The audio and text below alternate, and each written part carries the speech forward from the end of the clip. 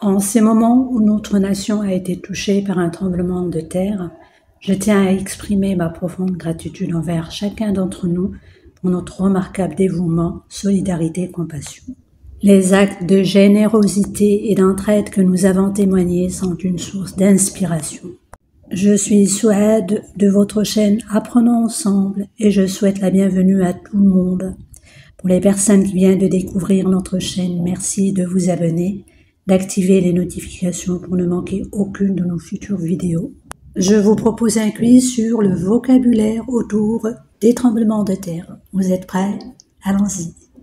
Le premier terme est le suivant. C'est une secousse plus ou moins violente de la croûte terrestre résultant de la libération d'une grande quantité d'énergie. 1, 2, 3. Tout à fait, c'est le tremblement de terre, on appelle aussi séisme. Le point sous la surface de la terre où un tremblement de terre commence. 1, 2, 3. Bravo, c'est le foyer.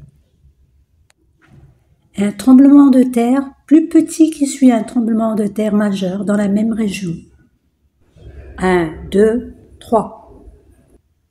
Effectivement, c'est une réplique.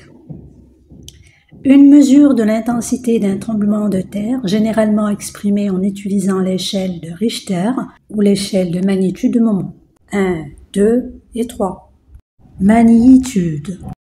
L'action de quitter une zone à risque de tremblement de terre pour se mettre en sécurité. 1, 2 et 3. Évacuation. Un lieu temporaire et sûr où les personnes peuvent se rendre après un tremblement de terre pour obtenir de l'aide, de la nourriture, de l'eau. 1, 2 et 3. Un abri. Un ensemble de mesures et de procédures à suivre en cas de tremblement de terre ou d'autres catastrophes naturelles. 1, 2 et 3. Plan d'urgence. Le processus de réparation et de rétablissement des infrastructures et des habitations détruites ou endommagées par un tremblement de terre. 1, 2 et 3. Reconstruction. Le soutien mutuel et l'entraide entre les membres d'une communauté après un tremblement de terre pour faire face aux défis. 1, 2 et 3. Solidarité. Les professionnels et les bénévoles qui interviennent pour fournir une assistance médicale, de la nourriture, de l'eau et d'autres secours après un tremblement de terre. 1, 2 et 3. Équipe de secours. Des abris temporaires mis en place pour les personnes déplacées par un tremblement de terre. 1, 2 et 3. Hébergement d'urgence.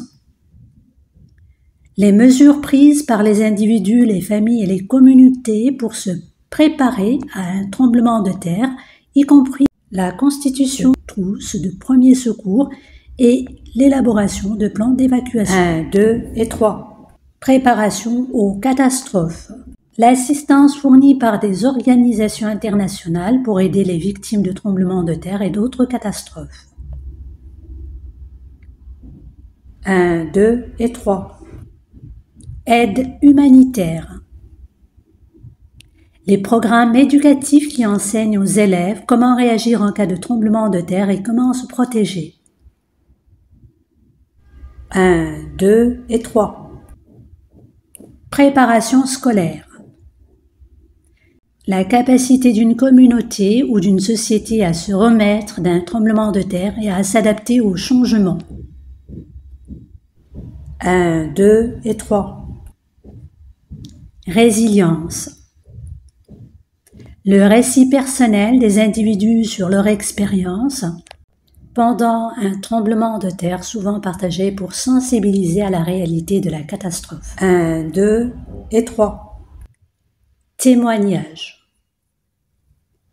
La branche de la psychologie qui étudie les effets émotionnels et mentaux des catastrophes sur les individus et les communautés. 1, 2 et 3.